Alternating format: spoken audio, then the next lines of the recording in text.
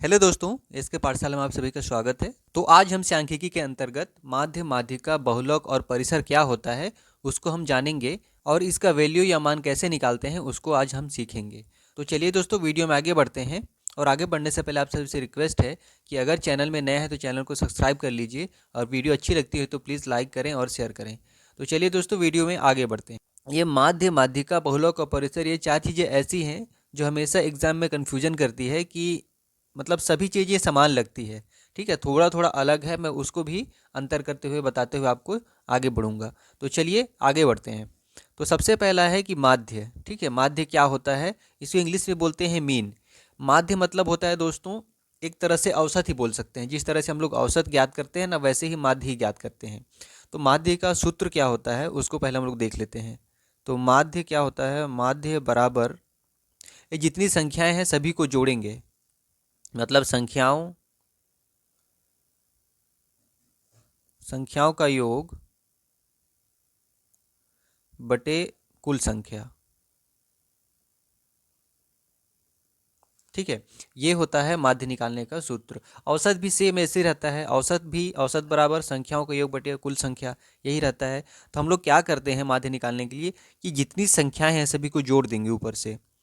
तो दो है, 2 + 3 + 5 + 0 +8 +1 + 5। ठीक है, और बटे में क्या करेंगे? कुल संख्या। कुल संख्या मतलब ये कितने ठो हैं?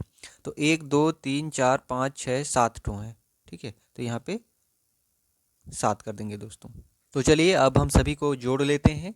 तो 2 3 5, 5 5 10, 10 और 18, 18 1 19 और 19 5 24 हो गया दोस्तों।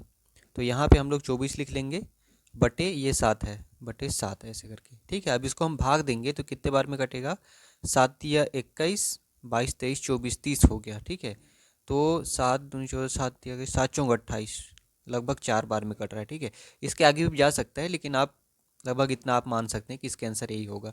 तो यहाँ पे मेथड यही है दोस्तों माध्य निकालने का, कि सभी संख्याओं का योग करेंगे, उसके बाद में कुल संख्या, वो जितनी संख्या है उससे हम भाग दे देंगे तो उसका माध्य निकल जाएगा। क्लियर है? तो चलिए इसी प्रकार से हम माध्यिका निकालने का प्रयास करते हैं। तो माध्यिका का क्या नियम होता है? इसको हम इंग्लिश में मीडियन बोलते हैं। माध्यिका का नियम होता है कि सबसे पहले ये जितने भी संख्याएं हैं इनको बढ़ते हुए क्रम में सजाना पड़ेगा पहले। ठीक है, बढ़ते हुए क्रम मतलब कि सबसे पहले छोटी संख्या, फिर बड़ी, फिर बड़ी, फिर बड़ी, ऐसे करके। तो यहाँ पे अगर हम देखेंगे तो यहाँ पे देखिए सबसे छोटी संख्या कौन सी है? तो 1 है। ठीक है, उसके बाद में 2 है, फिर 3 है, उसके बाद में 4 है, फिर 4 के बाद 6 है, फिर 7 है, फिर 9 है। ठीक है, ये हम लोग बढ़ते हुए क्रम में सजा लिए दोस्तों। उसके बाद में हमको देखना है कि इसमें सबसे बीच वाली संख्या कौन सी है। ठीक है, तो यहाँ पे देखिए इधर से 3 छूट रहा है और इधर से 3 छूट रहा है, तो ये बीच वाली संख्या कौन सी है? 4 है। तो 4 ही यही इसका आंसर होगा दोस्तों। क्लियर है? बहुत ही सिंपल है। करना क्या है कि सबसे पहले जो आपको जो श्रेणी दिया रहेगा उस श्रेणी को बढ़ते हुए क्रम में सजा लीजिए पहले। बढ़ते हुए क्रम में सजाने के बाद आप इधर का उतना ही संख्या छोड़िए और इधर का भी उतना ही संख्या छोड़िए। जैसे कि इधर का हम लोग 3 संख्या छोड़ दिए तो इधर से भी हम लोग 3 संख्या छोड़ दिए, तो जो बीच में बचा, सिंगल जो बचा है वही इसका आंसर हो जाएगा।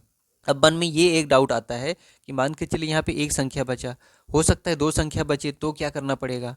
तो मान के चलिए यहाँ पे एक और संख्या बढ़ा देते हैं, यहाँ पे एक 8 बढ़ा देते हैं। ठीक है, 8 बढ़ा दिए।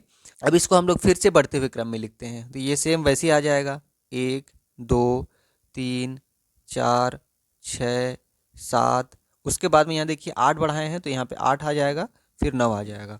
अब हम लोग इसको दोनों साइड से समान संख्या हम लोग छोड़ते जाते हैं। तो इधर से देखिए ये लगभग 2 छूट गया, ये इधर से 2 छूट गया, उसके बाद में फिर एक छोड़ देंगे, 3 छूट गया इधर से, और इधर से भी एक 3 छूट गया। अब यहाँ पे देखिए बीच में, अब इनको इनको भी लेते हैं तो मान के चलिए इनको ऐसे ले लेते हैं। ठीक है, तो बीच में कोई संख्या नहीं छूट रहा है। ठीक, तो हम लोग क्या करेंगे, इधर से 3 संख्या लेंगे यहाँ तक ही। ठीक है, और इधर से भी 3 संख्या लेंगे यहाँ तक। अब बीच में 2 संख्याएं बची हैं, तो क्या करना क्या पड़ता है, ये दोनों संख्याएं हैं उनको 4 + 6 इनको जोड़ना है, बटे कितनी संख्याएं हैं? 2 संख्याएं, तो 2 से भाग दे देना है। तो 6 + 4 ये 10 हो जाएगा, 10/2, तो इसका आंसर हो जाएगा 5। कट जाएगा दोस्तों। तो इस प्रकार से हम लोग का माध्यिका जो है 5 आ गया। तो दो टाइप का क्वेश्चन बनते हैं कि एक क्रम दिया, श्रेणी दिया रहेगा, उसको अगर आप बढ़ते क्रम में सजाएंगे तो समान संख्या लेफ्ट साइड से भी और राइट साइड से भी समान संख्या छोड़ेंगे तो बीच में एक संख्या बचता है, तो उसका क्या तरीका है, और अगर दो संख्या बचता है तो उसका क्या तरीका है, वो दोनों मैंने क्लियर कर दिया है। तो एक संख्या बचेगा तो वही इसका आंसर होगा, अगर दो संख्या बचेंगी तो दोनों को जोड़ के जितनी संख्याएं हैं उससे भाग दे देंगे तो उसका आंसर आ जाएगा दोस्तों। तो चलिए, आशा करता हूँ कि यहाँ तक आपको माध्य और माध्यिका पूरी तरह से क्लियर हो गया होगा। आगे बढ़ते हैं और हम लोग बहुलक और परिसर ज्ञात करने की कोशिश करते हैं, उसको समझने की कोशिश करते हैं कि होता क्या है। तो दोस्तों, बहुलक के लिए कुछ इस टाइप का क्वेश्चन है, 1 2 4 2 3 5 3 2 7। ठीक है, तो बहुलक का सबसे पहले हम लोग अर्थ समझ लेते हैं, होता क्या है। बहु प्लस लक, ठीक है, बहु मतलब बहुत बार, बहुत बार जो रिपीट होता है ऐसी संख्या ही उसका बहुलक कहलाता है। ठीक है, तो यहाँ पे देखिए, यहाँ पे ऐसा कौन सा संख्या दिख रहा है जो सबसे ज़्यादा बार आया हो। तो यहाँ पे देखिए, एक जो है ना एक ही बार आया है, उसके बाद में ये नहीं दिख रहा है।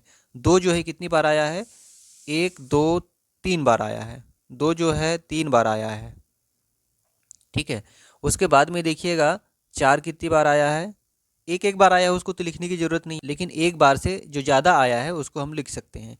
तो चलिए, यहाँ पे 2 3 बार आया, उसके बाद में 4 भी एक ही बार आया, उसको छोड़ देते हैं। उसके बाद में आता है 3, 3 कितने बार आया है, तो 1 2 बार आया है, 3 जो है वो 2 बार आया है। उसके बाद में 5 एक बार आया है और 7 एक बार आया है। तो हम लोग देख सकते हैं दोस्तों कि 2 जो है ना सबसे ज़्यादा बार आया है, मतलब कि 3 बार आया है, तो इसका बहुलक क्या हो जाएगा, इस श्रेणी का बहुलक क्या हो जाएगा, 3 ही हो जाएगा, सॉरी 2 हो जाएगा, क्योंकि 2 सबसे ज़्यादा बार आया है। कितनी बार, 1 2 3 बार आया है, तो इसका बहुलक है 2, यही इसका आंसर हो जाएगा दोस्तों। बहुत ही सिंपल है। ऐसा श्रेणी दिया रहेगा, उसमें कौन सी संख्या सबसे ज़्यादा बार आई है, सबसे ज़्यादा बार रिपीट हुआ है, वही उसका आंसर हो जाता है। तो चलिए, हमारा लास्ट है परिसर। ठीक है, तो परिसर मतलब कि रेंज ज्ञात करना, कि ये जो श्रेणी रहता है इस टाइप का, उसको रेंज ज्ञात करते हैं कि भाई इसका परिसर क्या होना चाहिए। तो इसका भी सिंपल सा है दोस्तों, सबसे बड़ी संख्या में से सबसे छोटी संख्या को घटा दीजिए तो आपका परिसर आ जाएगा। तो परिसर का सूत्र क्या होता है, परिसर बराबर बड़ी संख्या माइनस छोटी संख्या। ठीक है, तो बड़ी संख्या इसमें कौन सा दिख रहा है, तो बड़ी संख्या देखिए यहाँ पे 9 दिख रहा है। ठीक है, अब उसमें से घटाना है छोटी संख्या को, इसमें छोटी संख्या कौन सा दिख रहा है, छोटी संख्या ये 2 दिख रहा है, तो 2 लिख दिए। तो 9 में से 2 घटाएंगे तो कितना बचेगा, 7 बचेगा। तो यही आपका आंसर है दोस्तों। ठीक है, इस श्रेणी का परिसर कितना हो जाएगा, तो 7 हो जाएगा। बहुत ही सिंपल है दोस्तों। तो आशा करता हूँ कि आप लोग को माध्य माध्यिका बहुलक का परिसर आसानी से समझ में आ गया होगा। ये 8वीं 9वीं 10वीं, इसके अलावा जो कंपटीशन एग्जाम की तैयारी करते हैं उनके लिए भी बहुत ही इंपॉर्टेंट है। तो आप इसको बहुत अच्छे से समझिए, क्योंकि ये आगे जाके बहुत ही फ़ायदेमंद होने वाला है। तो चलिए दोस्तों, इसी उम्मीद के साथ आप लोग से विदा लेता हूँ, तब तक के लिए नमस्कार।